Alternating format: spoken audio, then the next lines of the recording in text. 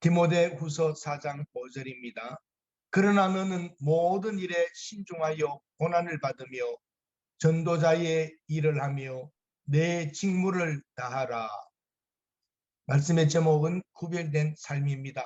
유동현 선교사님, 페루 쿠스코에서 사역하시며 AEU 신학교에서 사역하십니다. 시드 코리아 파송이십니다. 선교사님, 말씀 전해주시기 바랍니다. 감사합니다. 환영합니다. 네, 안녕하십니까? 남미 페루의 쿠스코라는 곳에서 사명을 감당하고 있는 유동현 선교사입니다.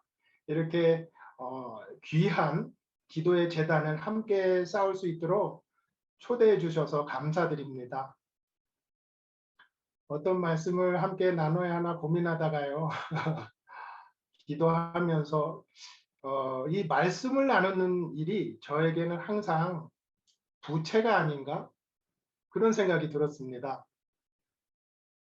오늘 말씀을 나눴는데 나는 정말 그렇게 살고 있는가?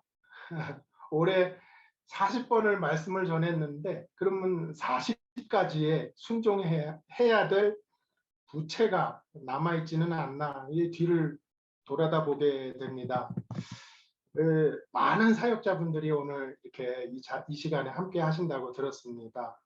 모두들 아시겠지만 요새 우리가 입으로만 예수를 전한다고 해서 그분들이 예수님을 받아들이는 시대는 아닌 것 같습니다. 그래서 전하는 사람의 아는 것과 말하는 것과 그리고 살아가는 게 일치해야 되겠다. 매번 이제 다짐을 하게 됩니다. 그리고 오늘 말씀도 여러분 다 아시는 말씀인데요. 제가 다시 한번 리마인드 한번 해드리고 또 무엇보다도 저 자신에게 잊지 말자고 이제 다짐하는 그런 시간 됐으면 좋겠습니다. 오늘 저희가 함께 나누고자 하는 말씀은 디모데후서 4장 5절 말씀인데요. 아까 봉독해 주셨는데 제가 다시 한번 봉독하겠습니다. 그러나 너는 모든 일에 신중하여 고난을 받으며 전도자의 일을 하며 내 직분을 다해라. 이제 사도 바울이 선한 싸움을 싸워가면서 믿음을 지키고 또 달려갈 길 다 마치면서 이제는 다음 세대인 이제 디모데한테 자신의 가장 귀한 것, 가장 귀한 신앙의 엑기스를 전해주고 있는 장면이죠. 너무너무 사랑하는 영적 아들에게 그러나 너는 이라고 말하고 있습니다. 다른 사람들은 이렇게도 사역을 하고 또 저렇게도 또 말하기도 하고 그렇지만 그러나 너는 이렇게 행하라. 자신이 평생을 통해서 경험하고 쌓았던 가장 귀한 것, 가장 좋은 거를 이제 나눠주고 있는 장면이죠. 정말 멋있지 않습니까? 평생을 믿음의 싸움 싸우면서 내가 겪었던 거, 시행착오 했던 거, 그거 신앙의 엑기스를 후배에게 나눠주고 있습니다. 저도 언젠가는 나중에 그런 이제 선배가 한번 될 수 있는 기회가 있을까 싶어서 여러 가지 이제 시행착오하면서 또 좌충우돌을 하면서 그 직무를 감당하고 있는 중입니다. 제가 사역하고 있는 지역은요, 제가 하나님을 인격적으로 만나면서 2006년도부터 지금까지 사역하고 있는 곳인데요. 남미에 있는 안데스 산맥에 걸쳐 있는 잉카 시대 때 후손들이 살고 있는 곳입니다. 그 시대 때 수도 쿠스코라는 곳에서 사역을 하고 있는데요. 여기가 지금 해발 3,500m 지역입니다. 그래서 여기도 숨쉬기가 그렇게 만만치가 않습니다. 왜 이렇게 그 선교사들은 그런 데만 찾아다니냐고 막 그러시는데 제 눈에는요, 여기가 전략적으로 해야 될 일이 너무너무 많이 보이는 거예요. 어제도 이제 한국에서 우리 청년 한 명이 1년 동안 우리하고 함께 하려고 쿠스코를 찾아와서 지금은 고산증으로 좀 시달리고 있습니다. 몸이 힘들어서 지금 적응하고 있는 중인데 산소 포화도가 이제 첫날 됐으니까 너무 낮아요. 숨 쉬는 게 힘들어가지고 심장도 빨리 뛰고 혹시 생각나실 때마다 이 친구를 위해서 기도 부탁드리겠습니다. 이 동네 쿠스코라는 동네는요, 많은 이제 외국인 선교사님들이 오셨다가 또 떠나시기도 하고 또 현지 교회도 100교회가 넘습니다. 더 많죠. 이게 갈수록 많아집니다. 이 조그만 도시에 엄청 많은 사역자들이 몰려 있습니다. 근데 그거 아세요? 아시겠죠? 선교사의 적은 누구죠? 사역자의 적은 사역자라고? 아니 그 옆에 사역자들을 가만두지를 않나요? 뭐 어떻게든 깎아내리려고 그러고 소문도 퍼뜨리고 뭐 그랬다느니 뭐 안 그랬다느니 뭐 아마 겪어보신 분들도 계실 겁니다. 저는 또 한국 사람만 그런 줄 알았습니다. 그랬더니 어느 날 현지 목사님이 저희 집에 찾아오셨어요. 그리고 한참 우시는 거예요. 연세 드신 분인데 당신 교회 옆에 젊은 목사가 교회를 개척했는데 성도들이 전부 이제 그리로 다 가는 겁니다. 이렇게 쿠스코 안에서 복작복작거리면서 서로 막 부딪혀가면서 뭐 땅 따먹기 하듯이 그렇게 사역을 하고 있습니다. 그래서 제가 어느 날 기도를 시작했습니다. 하나님, 저도 이 안에서 막 경쟁하듯이 막 교회를 세워야 되나요? 그게 이곳에서 선교사가 해야 될 일일까요? 저 사람들은 선교사 보기를 외국에서 해외에서 많은 후원금 받아다가 자기 성도들 뺏어가는 경계 1호 경쟁자로밖에는 안 봅니다. 여기 많은 사역자들이 있는데요. 왜 저를 이곳에 부르셨나요? 이제 기도하기 시작했습니다. 분명히 제가 할 역할이 있을 텐데요. 꼭 저만이 할 수 있는 일이 또 제가 꼭 이곳에서 해야 될 일이 있을 텐데요. 그래서 부르셨을 텐데요. 그게 뭔가요? 한 3년 동안 기도를 했습니다. 어느 날 응답을 주시는데요. 너무 충격적이었습니다. 왜 그런지 아세요? 왜냐하면 너무 심플했습니다. 그리고 너무 당연한 일이었어요. 뭐냐면요. 너는 전도해라. 너는 전도해라. 근데요. 이게 너무너무 정확한 말씀이셨고 저에게는 이 말씀 안에 여러 의미가 포함이 되어 있다는 것을 알게 됐습니다. 성경을 봐도 기도를 봐도 이리 봐도 저리 봐도 이게 너무나 완벽한 하나님의 응답이었어요. 그러나 너는 전도를 해라. 내가 할 일은 전도하는 일이구나. 아주 명확해졌습니다. 그냥 제가 현지 목사님 옆에서 그냥 돕기만 하든 아니면 네가 앞장을 서든 뭐 건물을 짓든 렌트를 하든 그거 다 수단일 뿐이고 내가 가야 할 길은 어떤 방법을 사용하든 오직 한 영혼이라도 구하는 일이구나. 갈 길이 확실해졌습니다. 2023년도에 여러분 각자에게 그러나 너는 있으신가요? 이 보면은 다른 사람들도요. 때를 얻든지 못 얻든지 항상 힘써 달리고 있습니다. 그래서 그 사역이 그리고 또 그 신앙 생활이 믿음이 다른 사람들 보기에 크기도 하고 화려해 보이기도 하고 또 뭐 눈에 잘 띄기도 하고 또 눈에 안 띄기도 하고 그런데 그러나 너는 너의 직무를 다하라. 혹시 하나님의 뜻을 간절히 구하면서 가장 좋은 거 신앙의 엑기스를 물려받고 있으십니까? 우리 세계 선교 기도회가 이제 그런 선한 통로의 역할 되시기를 기도합니다. 어느 날 현지 목사님이 또 찾아오셨어요. 다른 분이. 유성교사, 지금이 기회야. 아직 팬데믹으로 성도들이 교회를 나가지 못하고 있어. 이때 우리가 교회 문을 활짝 열어가지고 성도들을 모으자. 막 그러는 거예요. 처음에는 저도 솔깃했습니다. 그런데요, 기도하면 할수록 이게 뭔가가 찝찝한 거예요.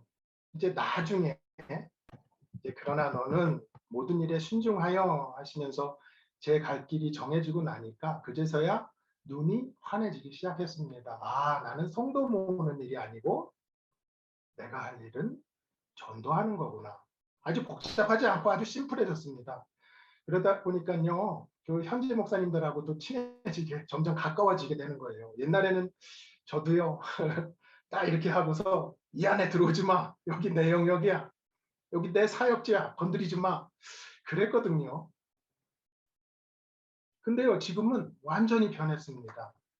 이게 정말 희한한 게요. 제가 그럴 수 없는 성격인데 이제는요, 오기만 와봐라. 내가 다 도와줄 거야. 오기만 와봐라. 내가 다 줄 거야. 어떻게 이렇게 변할 수가 있죠? 하나님이 하셨죠. 교회의 목적은 양육과 전도 아니겠습니까? 저는 이제 이 중에서 저 안데스 산맥에 저 위에 있는 수많은 마을들, 아직 사역자가 없는 마을들 막 찾아다니면서 전도하는 직무를 감당하려고 막 마음이 뛰고 있습니다.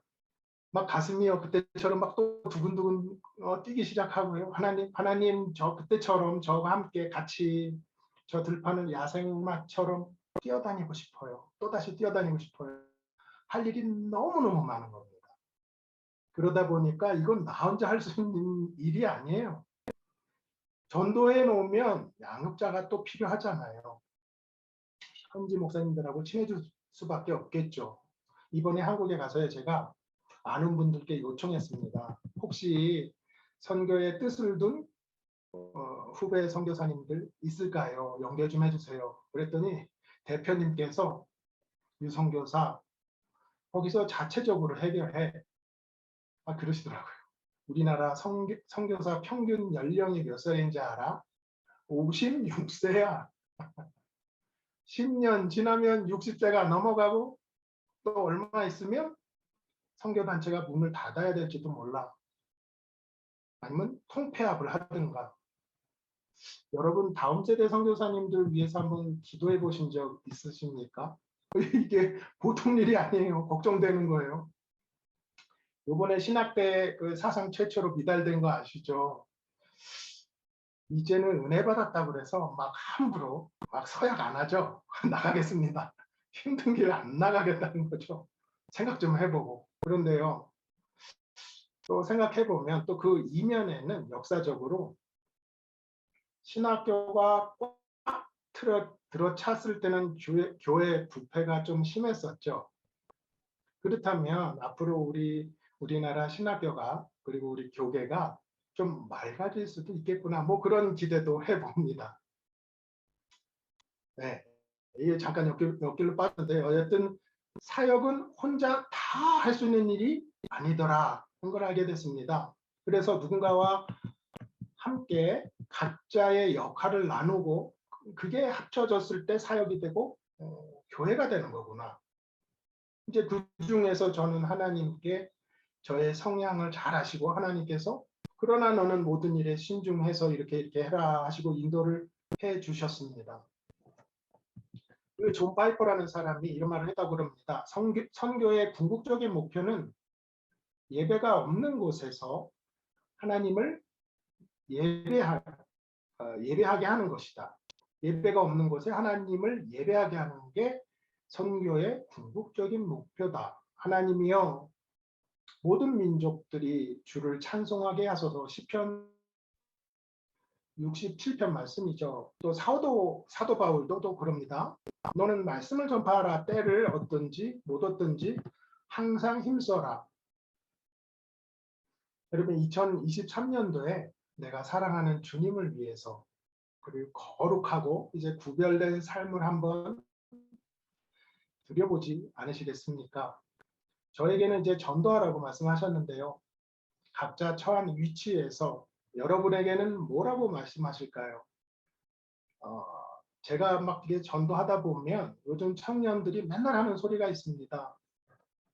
말하는 거하고 행동하는 게 다르던데요. 자꾸 돈 내라고 그러던데요, 교회 가면. 하나님을 믿지도 않는데 성경을 무작정 그냥 들이밀고는 야, 성경에 나와 있으니까 이렇게 해야 돼. 막 그게 푸시하던데요. 아예 이게 말이 안 되죠. 성경을 자체를 믿지를 않는데. 그렇게 전도 시작할 때 제가 잠깐 말씀드렸는데요. 내가 배운 것과 아는 것과 또 말하는 것과 행동하는 게 동일했으면 좋겠다. 진짜 좀 그랬으면 좋겠다. 요새 많이 깨닫고요. 느끼고 있는 중입니다. 그리고 정말 그렇게 됐으면 좋겠습니다. 그동안 부도수표를 너무 남발을 했습니다. 말씀에 순종하는 거요. 아무리 작은 일이라도 작은 말씀이라도 하나 깨달으면 하나 순종하고 10개 배웠으면 10개 순종하고 그게 바로 거룩하고 구별된 삶 아닐까 싶습니다. 하나님을 아는데 힘써라. 그래서 하나님에 대해서 많이 공부하고 많이 알았는데 그중에 한두 개도 순종하지 못하면 내가 알고 있는 거에서 몇 퍼센트나 내가 순종하면서 살고 있을까? 요새 뭐 그런 고민하고 있습니다. 사랑하는 주님을 위해서 구별된 삶, 이제 따로 떼어놓은 삶, 그게 성도잖아요. 그러나 너는 모든 일에 신중하여 내 직무를 다하라. 우리 모두 2023년에 내가 사랑하는 우리 예수님이 원하시는 게 뭘까? 내 직무가 뭘까? 구별된 나의 삶은 뭘까? 고민해보고 그 길을 찾아가는 저와 여러분 되시기를 주의 이름으로 축원합니다. 기도하시겠습니다. 하나님, 우리 아는 것도 별로 많지 않지만 아는 것보다도 이젠 하나라도 순종하는 길을 걷게 하여 주시옵소서. 그래서 세상 사람들 보기에 아무리 미련하게 보이지만 그게 나의 믿음이고 그게 나의 신앙이 되고 그렇게 주님 위해서 구별된 삶을 우리 되게 하여 주시옵소서. 감사드리며 예수님 이름으로 기도드리옵나이다. 아멘. 네. 아멘. 그 코스코가 해발이 상당히 높은 곳입니다. 그죠? 해발 한 3,500m 정도 되는 곳인데 3,500m 같으면은 신장이 좋지 않은 사람이라든지 건강한 사람도 상당히 견디기 힘든 그런 곳입니다. 움직이는 것조차도 힘든 곳인데 참 수고가 많으십니다. 그 환경에 적응하는데 얼마나 걸렸습니까? 저는 적응하는데 한 6개월 정도 걸렸습니다. 이제 매일 코피가 나고요. 하루 네. 예, 그랬는데 또 나중에 기회가 있으면 또 간증드릴 기회가 있겠지만은 하도 제가 기도를 안 해가지고 하나님께서 이제 경고를 많이 하시다가 한 번은 쓰러뜨리셔고 결국엔 저도 이제 심장이 한국에서 이제 카테타를 하나 심게 됐습니다. 혈액순환이 잘 안 돼가지고 한번 쓰러진 적이 있었고 그래서 가만 보면은 해발 이제 3,000m 이상에서는 이제 적응이 된다기보다는 그냥 계속 고산증이 쌓이는 것 같습니다. 쌓이고 있다가 이제 원래는 규정은 1년에 한 번씩 바닷가 근처로 이제 한 번씩 한 달 정도 내려가야 되는데 이제 선교사님들 대부분 그러시겠지만 선교지 놔두고 이렇게 뭐 1년에 한 번씩만 갈 수 있는 여유가 없습니다. 그래가지고 정말 살다 보니까 그냥 적응됐나 보다 그냥 애 낳고 여기서 또 이제 애들도 태어나기도 하고 이제 고산에서 그러다 보니까 그냥 살고 있습니다. 상당히 그 위험한 지역이거든요. 고산병이 자꾸 쌓이면 안 되는데 힘들어도 1년에 한 번이 아니고 적어도 2번씩은 저기 바닷가로 내려가셔가지고 체력을 조금 회복해 올라오시는 것이 그것이 이제 미션인 줄 아시고 잘 그렇게 감당하시길 바랍니다. 이 서유럽에 관광하는 사람들이 자주 가는 데가 몽블랑이라는 산이면 몽블랑산, 프랑스하고 스위스 국경에 3,800m 정도 되는데 네. 거기는 걷는 것조차도 위험한 곳이에요. 그래가 상당히 그 위험한 거 그런데 이제 뭐 잠시 지나가는 거는 지나가지만은 저렇게 이제 현장에서 사역하실 때는 건강에 굉장히 유의를 하셔야 됩니다. 참 조심을 하시고 자녀들과 다 건강 잘 챙기시기 바랍니다. 거기서 이제 네. 내려오려면 주로 비행기 타고 내려와야죠. 네. 비행기 타고 내려가야 됩니다. 아, 네. 비행기 타고 내려와야 여기 이제 쿠스코에서 가까운 곳이 그 마추픽추라는 곳이죠. 네, 마추픽추라는 이제 관광 지역이 있어가지고 이제 많이들 이제 네, 오시고 네. 관광객들도 많이 오시고 한국 분들도 많이 오시고 요새는 또 그 한국에서 한국 건설회사가 이제 그거 공항 만드는 거를 요 근처에 그걸 또 발주를 받아서 한참 한국 사람들 많이 와서 공항 짓고 있습니다. 공항 건설하고 현대건설에서 또 고속도로 놔주고 또 뭐 어떤 기업하고 또 저게 돼서 그 이제 예전 공항에다가는 뭐 아파트 단지 뭐 신식 뭐 스마트 시티인가 뭐 그걸 또 만든다고 한국에서 막 제가 그렇게 이제 볼 한국 때는 사람들이 그 많이 쿠스코 공항이 시골 중에서 산 속에 있는 아주 저기 후진 공항인데 네네 공항이고 그런데 어쨌든 뭐 환경이 자꾸 좋아진다는 게 감사하지만은 그러나 해발은 뭐 어떻게 변할 수가 없으니까 1년에 한두 번씩 그렇게 내려가셔가지고 하시고 그리고 이제 우리 유선교사님 말씀하신 것처럼 그 선교사님들이 현지 지도자들에게 놀림감이 되는 그런 경우가 많죠. 말은 안 해도 현지 지도자에게 놀림감이 되고 또 현지 지도자들이 너희들 필요 없으니까 나가라고 그러는 사람들도 많아요. 어떤 사람이 필요 없느냐면 돈 안 주는 사람들, 네 맞습니다. 능력 없는 사람들. 네네 이제 현지 지도자들이 볼 때 저 성사는 꼭 필요해. 돈을 많이 준다든지 아니면은 우리 여성 의사님처럼 영성이 있고 정말로 복음 사역에 치중하는 사람들은 현지인들이 존경합니다. 그래서 이런 선교사님들은 자기들이 보호해주고 그래요. 그래서 현지인들과 경쟁 관계 들어서면은 선교사들은 망한다. 망한다. 우리나라에 온 옛날에 그 서양 선교사님들도 산 넘고 물 건너서 산 꼴짝꼴짝 다니면서 복음을 전해가지고 문경이 옛날 같으면은 어떤 곳입니까? 그런 산 꼴짝꼴짝에 지금도 그 선교사님들이 세운 교회들이 그냥 있거든요. 그냥 있는데 지금 우리가 가서 전도하기도 힘든 그런 곳에도 그 우리 선교사님들 와서 했다는 거예요. 우리 최성환 목사님 잘 아시는 저 동강 지역에는 지금도 교회 없는 그 마을들이 수두룩합니다. 수두룩합니다. 우리 선교사님들이 현장에서 복음 사역에 현지인들과 경쟁하지 않냐고 복음 사역에 힘쓰는 것이 참 중요하고 그리고 아까도 말씀드렸듯이 선교사 자원 한국에서 끌어가려고 그러니까 본부의 대표가 한국이 아니라 현지 조달하라고 그랬죠. 그 말이 맞습니다. 현지 조달. 한국에 지금 갈 사람 없습니다. 다들 바쁩니다.